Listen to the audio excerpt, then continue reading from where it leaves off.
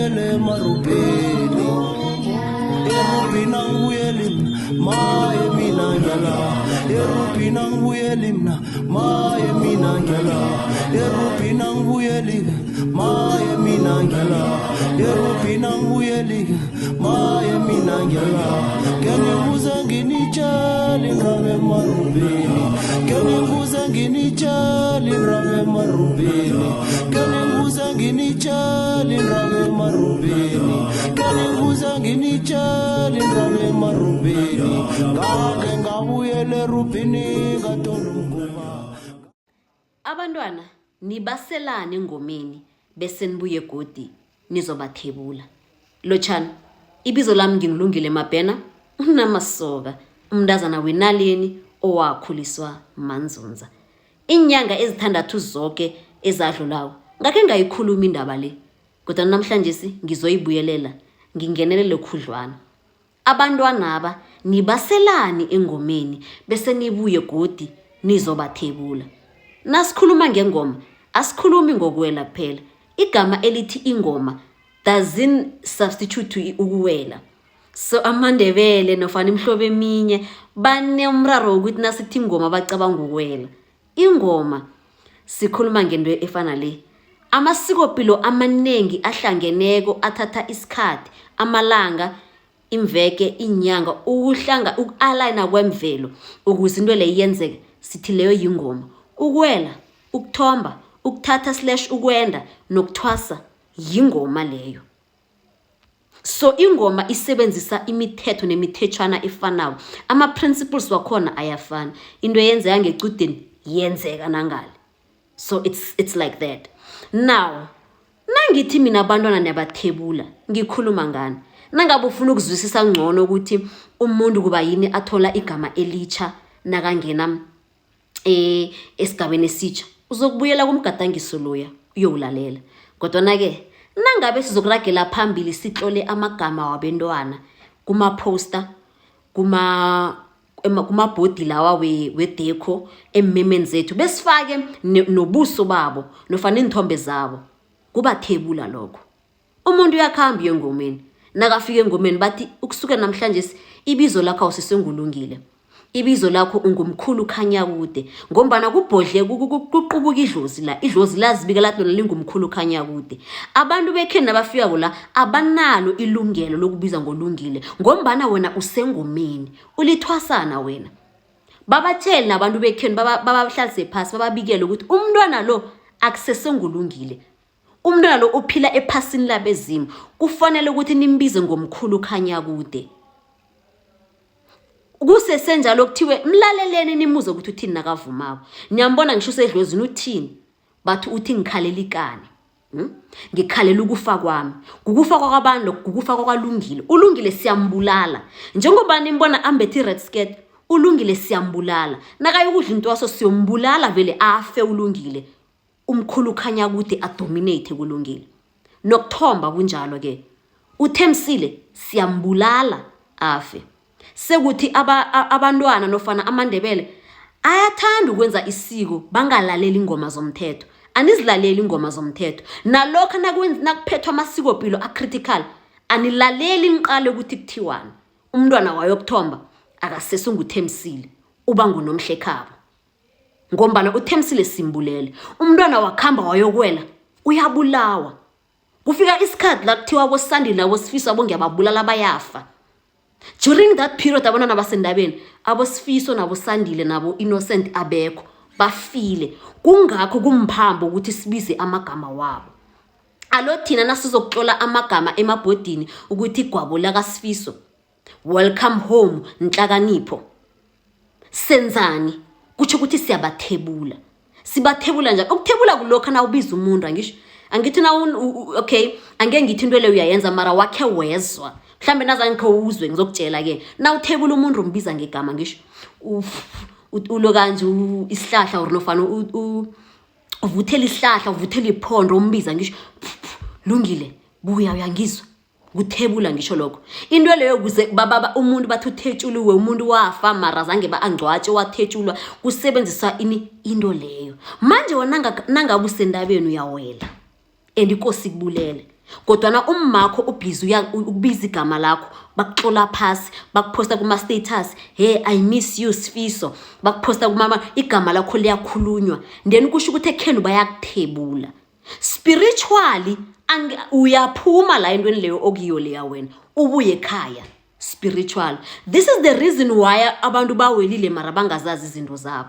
This is the reason why abantu bathombile mara bazazi indaba zabo ngomba nabathetshulwa ngesikhathi lesikuthi baphethelwe izinto banikelwe umthetho bebabizwa ekhaya bebabizwa kuphi ekhaya. Ukhumbule ukuthi izinto ezifana namagwabo njengalo nalokho ngelesihlanu ecudeni, those are very critical times because we open ama portals.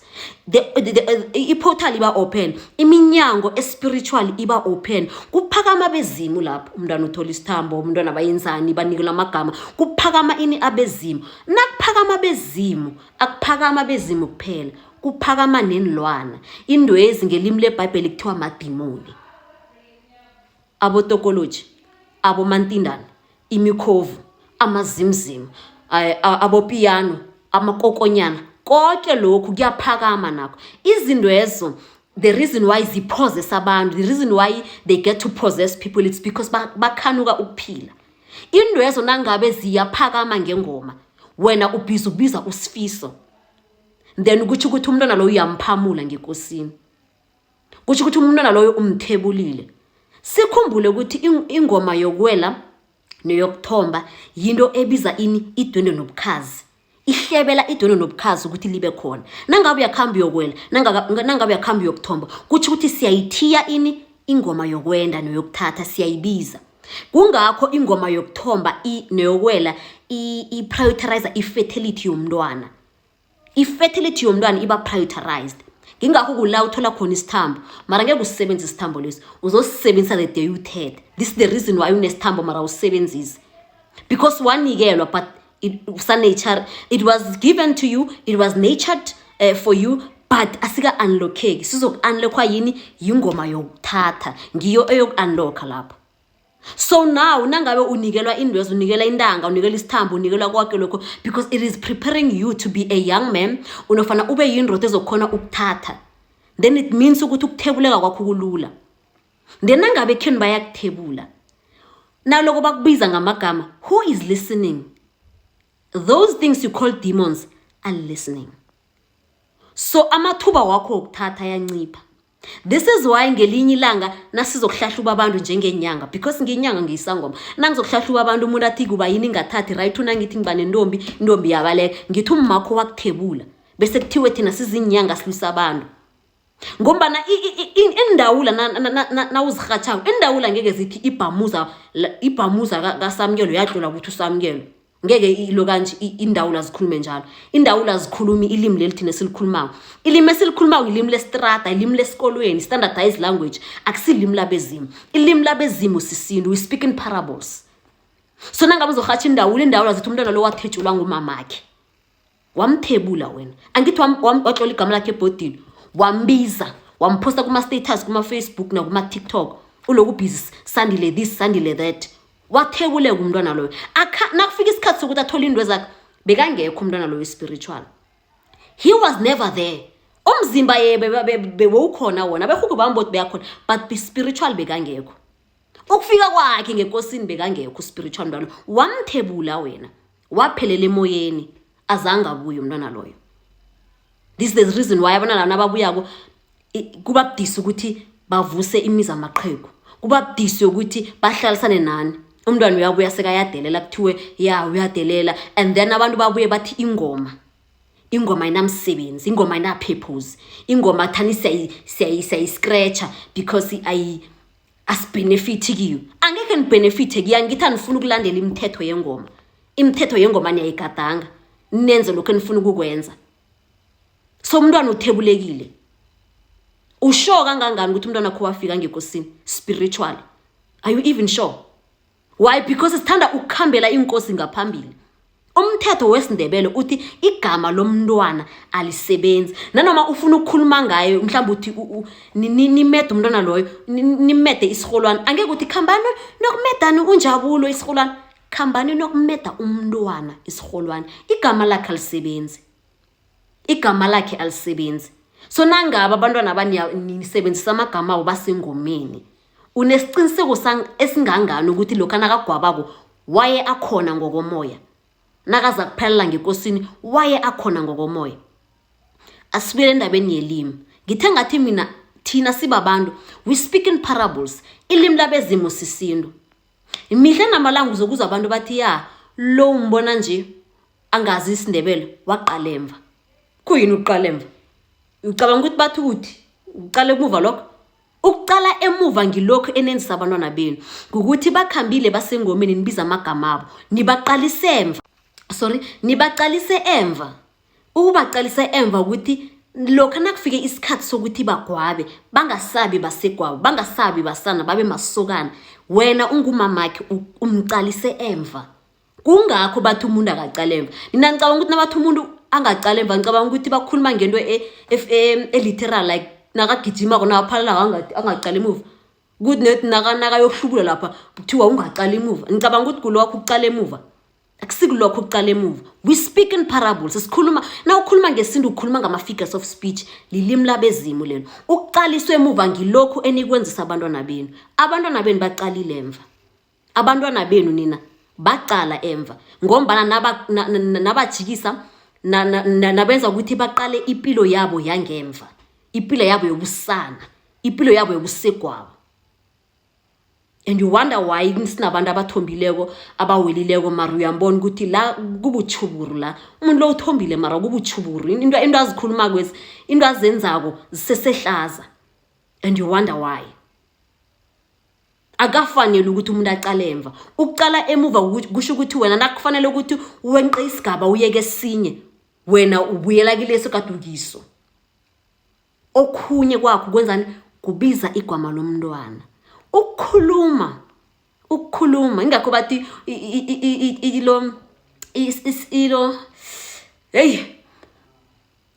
ilimi lichoba lokuziphungela. Vane sisho ukuthini lokusitsho leso? Sitsho ukuthi ukukhuluma kuloya. Kungakho imivumo yethu ingoma esizivumako zomthetho ziyaloya ziyathiya.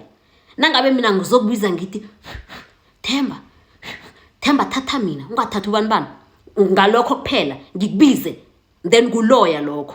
This is why it's dangerous ukuthi amagama wabantwana abizwe lokho nabathombako. Umntwana uthombile mara usatloliwa kuma WhatsApp kukhitshwa imemo icude la kaSibongile, welcome back to amahlabo. Asazi indaba amahlabo ngisazoyikhuluma nepencil ngoba ipencil ngoba ipencil bakayazi indaba amahlabo. This is the reason why niwakhulumelani amagama wabantwana nwatlolelani phasi, kanti ingoma ninena iwelako ingoma nayithombako yantshelani. Mhlazana wena unikelwe indwe zakho kunikelwe igama elitsha kwathi one kanti kuwe wena. Even before nalokho ubona ukuthi nje ngisengomeni nje. Yabona nje singiyabona ukuthi ngisengomeni lokho. Kunendro zakhulunywa, kunendro wavunyelwa zo. Kanti wathi one ku azange bathu yafa. And I'm gonna make a perfect example ngokuthwasa because ukuthwasa intwaso vele seyirhatshekile. Izangoma navane zivuma ngikhalela ukufa kwamba ngoma ngilamleleni vane basho ukuthini nabathi ngikhalela ukufa. Nabathi umuntu lo uyafa. Kukufa kwabantu lokho esikhuluma ngakhona. Kuba yini manje nasila senza into ngathi akhange sawela, akhange sathomba, niwatlolelani amagama. And then nawe umuntu wedeko you are also in fault. Because nangabuli indebelo wenza ideko or indebelo wenza ingholwana, uzenzelani ingholwana zethelerina uzenzele ichuburu ritlawana, uzenzelani? Usenzelani isithimbe singaka? Ukhona umuntu okosathomba oneragho lingaka, usenzelani isithimbe singaka? Basho nonikela abantwana becreche. Nenzani nithiya ini lapha ecreche?